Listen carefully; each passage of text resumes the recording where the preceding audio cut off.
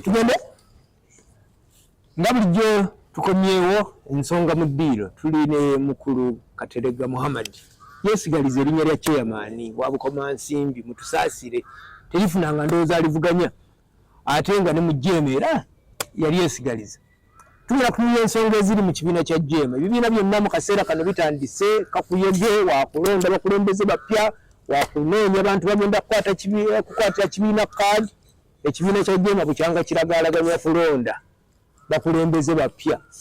mbulwa ne beeremezaako babasaalirwa baani tebaagala bakulembeze balala kujja mu kibiina sooka obuuze ku balabi otubulire lwaki okulonda kw'ekibiina kugaanye batulaba akawungezi ka leero mbalamusizza nembeebaza emirimu gye mukola ate nensaba ekiri olwali mu ddiiro kya mwanyi kyekikushya kati Katikkiro agambye mwe gwesimba emmwanyi osirike era njagala agatta eddoboozi lyange ku ddoboozi lya Katikkiro nti simba emmwanyi zo osirike olinde kukungula Jeema Justice Forum nze ndi Secretary General Sebo w'ekibiina nze nzirukanya emirimu gy'ekibiina egya buli nnaku abawandiisi teri muwandiisi w'ekibiina kya byabufuzi atali mugezi mutugende mu maaso nze njirukanya emirimu gy'ekibiina egya day-to-day tusooka nti ombuuzizza nti mulonda ddi nkuba gwe Secretary General gwe wandiika amabaluwa agayita bannakibiina okubabulira enteekateeka tebagalaba tugenda kulonda essaawa yonna olunaku ki essaawa ebeerako olunaku ebeerako omwezi ebeerako omwaka tulina process mutuyita kati kusooka wabaddewo nga bannakibiina baagala Ssemateeka akyuke nja kubawa amawulire ag'essanyu nti ogwo omulimu gwatandikiddwako tegunnaggwa naye gwatandikiddwako tugenda ebbanga ki mwezi nga gumu kitundu ebiri gujja kubeera nga guwedde akakiiko akakwataganya ensonga ezo kali mu kutalaga ggwanga Lwokutaano katuula wano ku kitebe mu nnaku endala zisobose nikatambulako mu bitundu by'eggwanga ebitali okwebuuza ku bannakibiina okulaba ennongosereza ezo ezaaga okukolebwa zifaananye zitya zitugenda tuyamba tutya n'ebirala era kabaddeko mu Eastern kabaddeko ejjinja kabaddeko eganga kati nga 16 nakitegeddeko 15-16 gana kubeera mu Eastern Uganda kagenda kubeerako Embalala kabeeko ne Lukungiri then kanavaayo kajja kugendako mu West Nile kanava West Nile kagendeko mu North Alira Agulu Kitugumu then kakrossinge katukeko Eteso kamalire n'Embaale kanamala okwetooloola mu mbeera eyo kajja kuba kasigazaayo ekitundu kya Uganda kimu ekya Bunyoro kanamaliza Bunyoro then bajja kutuula bakompiringe ebirowoozo by'abantu bye baleese mu nnongosereza then tusuubira mwezi ogw'Okuminabiri nga gugwako kajja kuba kamaliriza omulimu ogwo era kakole alipoota yaako gye tujja okutwala mu National Executive Council oba National Executive Committee gye tusuubira okubeera nga ejja kutuula mu wiiki esooka eya January. Ebyo mbyogera nga program bwe drafted oba nga bwenjirowooza nti tugenda okubeera nga bwetambula naye waliwo ebigwa bitalaze oluusi ebiyinza okubeera nga bijjamu naye nga at least a roadmap okutuusaako. National Executive Committee bw'eneebanga emaze okutuula neyekenneenya constitution ezo amendments ezikoleddwa ejja kuyiza zeeyisiza then eziweereze mu National Delegates Conference. National Delegates Conference era gisuubira mwezi ogwo gwennyini ogw'olubereberye okuyisa amendments ezinaaba zikoleddwa mu ssemateeka eyo. Kati ekyo kinaaba kiwedde then tulyoke tuddeyo ate oku grassroot okulonda abakulembeze abapya nga mubalondera mu ssemateeka omujja Shigide bulungi. Obudde muna ate muna tabadde mu kalulu 226 ali bala nnyo. Nakata kalulu tukalimu. Kati ali anayisimba nga tamanyi ssemateeka ani anaagamba njagala nakifube ssemateeka internal processes tezitugaana kubeera nga omuntu yeteekateeka n'okuvaayo okujja okweyanjula eri ekibiina nti nze ngenda kwimira bukomansi North Constituency nga member of parliament. Waliwo bannakibiina abalowooza nti mmwe bino byonna bye mukola mwagala kweremeza mu buyinza bwa kibiina. Abo siyinza kuboogerera kubanga si mwogezi waabwe naye eno ndowooza yaabwe. First of all bagamba nti atamukuti yagamba yaye kwati yaddala onyweze nti tebamanyi kusoomooza kulimu mu kuddukanya emirimu egifaanagana bwe giti. Kubanga bino byonna byetwogera bikozesebwa ssente. Bw'obuuza baganda baffe mikono gyaffe donations ze bakoze oba wadde okunyinga membership yaabwe bakoma gibinyinga ddi sente mmeka ze baawaayo nga balinyinga era sente mmeka Jeema zeefuna okuva mu electoral commission okulaninga activities zino. We are talking about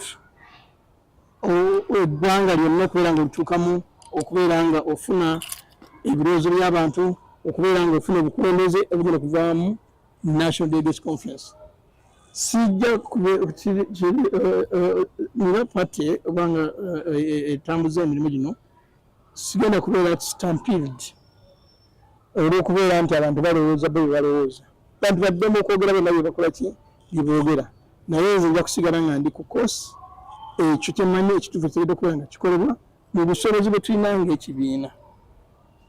Naye kinyala okuwa baganda bange abo amagezi nti bagende mpola babeere bagumiikiriza obukulembeze Katonda bw'aba yabawandiikira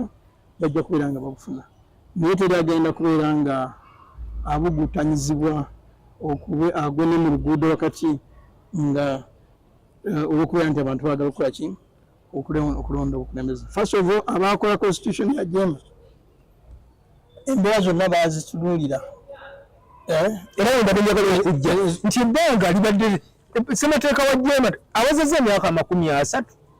Tanaweza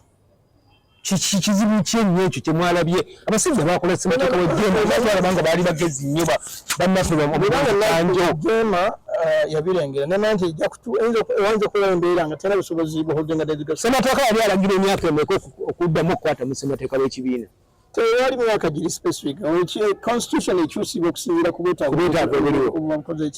obuba buliwo. Kakati okussa mu kitiibwa mu ndowooza z'abantu b'ekibiina abamu okugenda n'elayini ndoke abantu bagambye nti kino kirala kyukemu kale tukikole naye katumawo okubuuza ku ki bannaffe bannannyini kibiina ekyo kigenda mu maaso. Naye kinyala okutegeeza nti abaakola constitution eno baakimanya tuyinza okubeerawo ebiseera ebyakazigizigi nga temusobola kutuuza Delegates Conference nga bwe gwali mu COVID tegeera nti a small group eya National Executive Committee ejja kutuula esobola okutuula nesalirawo ekibiina nekola mulimu Delegates Conference gwandibadde ekola ki era bwebanga Delegates Conference embeera eze mu nteeko netuula negiripotingira abamu abo ekyo tebagala okukkiririzaamu nagamba ebyo zonna zibagala zikyusibwe naye tosobola kuzikyusa mu mbeera eno kugira nga maze okutambula. Ekyokubiri nga tomala kubeera nga weekakasa nti eggwanga lyonna onoobanga n'obusobozi obukola ekyo singa olemererwa okutuukiriza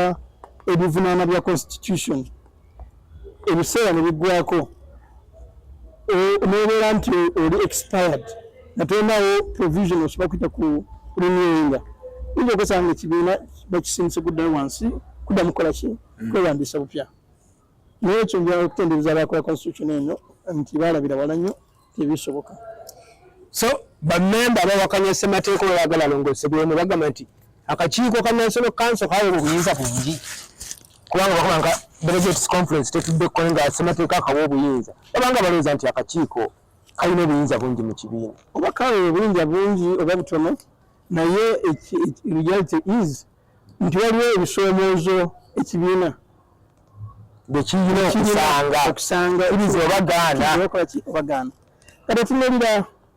ebibiina ebigundiivu ebirina n'ensingo za Jeema nga biremereddwa byongera wansonga ndala naffe byakubeera open wabayo asobola okudonatinga. We need about 700 million okuorganizing Delegates conference, elections delegates conference. So bwaba asobola okuzituwa azituwa, bwaba nga twannaba kuba wazituwa tujja kutambula mpola nga mu mitendera okutuusa tunatuuka ku ekyo ekinasobose okweta obukulembeze obudde. Ekisookerwako pulezidenti wa Jeema Asumani Basalirwa yalaga dda nga batagenda kuddamu kusabaako kisanja kya n'ekisaabawo nduulu eva ate Secretary General Secretary General President aliyo yannonda. Yes, simuteeka omwenge wa kinta. Yes, President yalonda Secretary General yalonda ne cabinet yanaakola ki yanaakola naye akote baagala kaveemu nako naye baagala kaveemu Secretary General kubanga musajja aba muntu w'amaanyi nnyo mu kibiina yatambulirako ekibiina Secretary General tumukuwengako akazi. Ebibiina byebyeko akalulu biriwo ebirungi ennyo ebitambula kale tumuvunaana nti kaadi gundi yagifunaako. Kakati ne President ye Chief Executive w'ekibiina era nze nkola kuba President kubanga yakulonda nkola emirimu gyampadde okukola nga nkola egy'okutambuza ekibiina on a daily basis.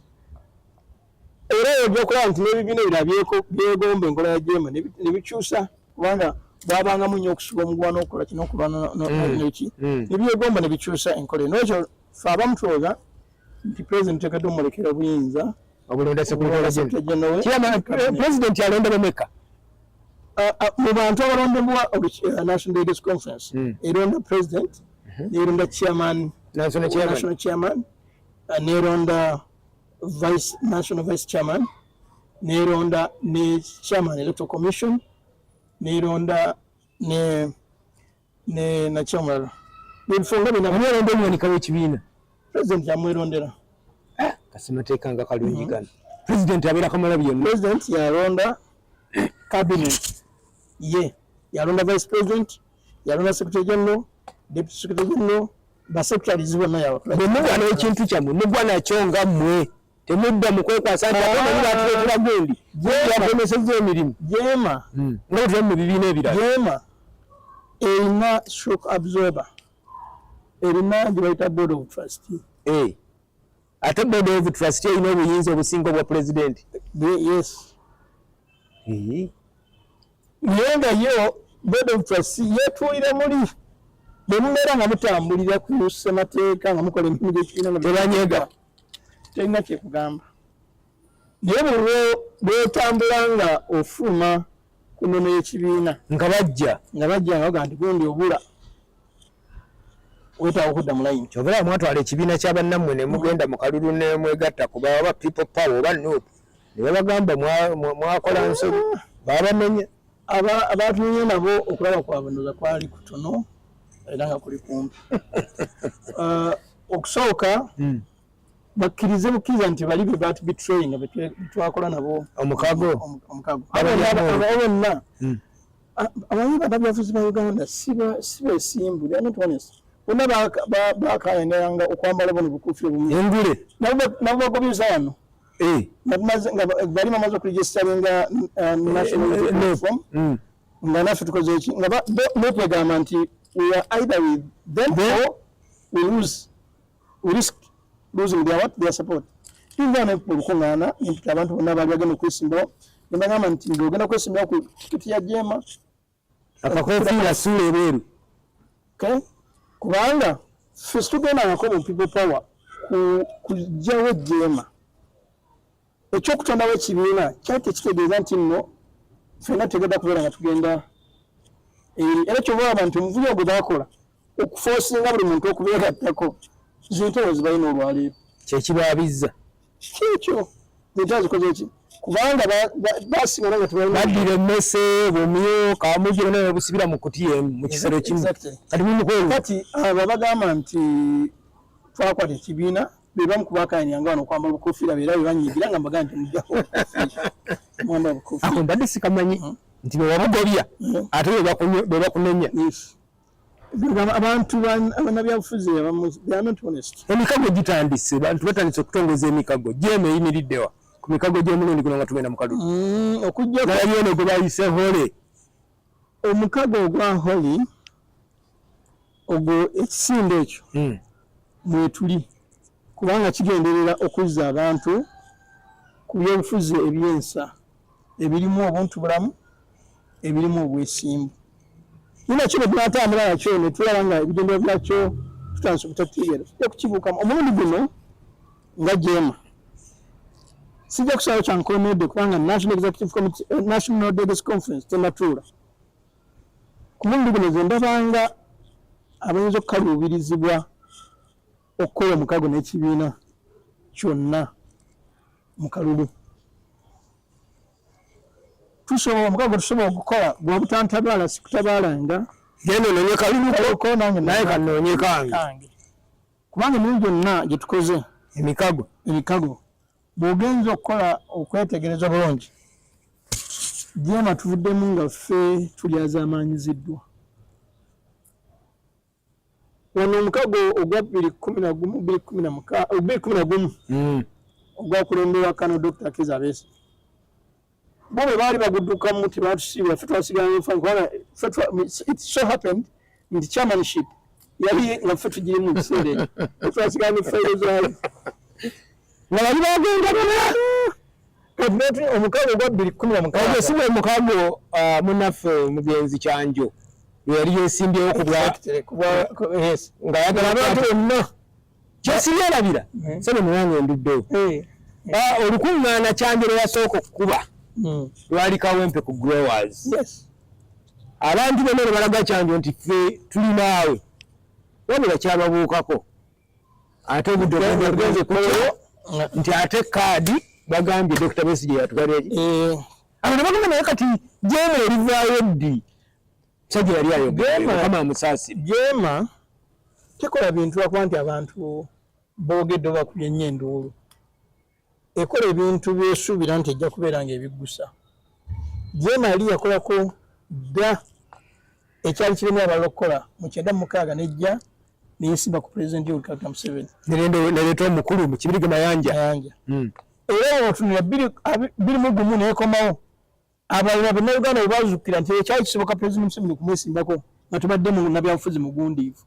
kati emesagi twagisindika nemuwa abantu ekyokulabirako ne bayiga era kati buli muntu yeesimba butereevu Katumba yeesimba tunagenda okuddawo okusimbawo pulezidenti natugenda Ntebe mu ntebe tereevu so pulezidenti 2026 Jeema ereeta pulezidenti oba nedda ekyo kijja kusalwawo National Delegates Conference naye bw'olaba nga ekisazeewo nti pulezidenti agenda kujja omala tuli Ntebe mu ntebe kenkuwulidde obwo bubiri bwensinza okukwata Jeema emikisa gy'ogwegatta ku mukago gwonna mitono Jeema bw'ereeta pulezidenti olwo Ntebe mu ntebe tetujja kusukkawo kwata ebyo binootinge tugenda kudda lumu wano tubimubuuze mwebale nnyo mwebalire ddala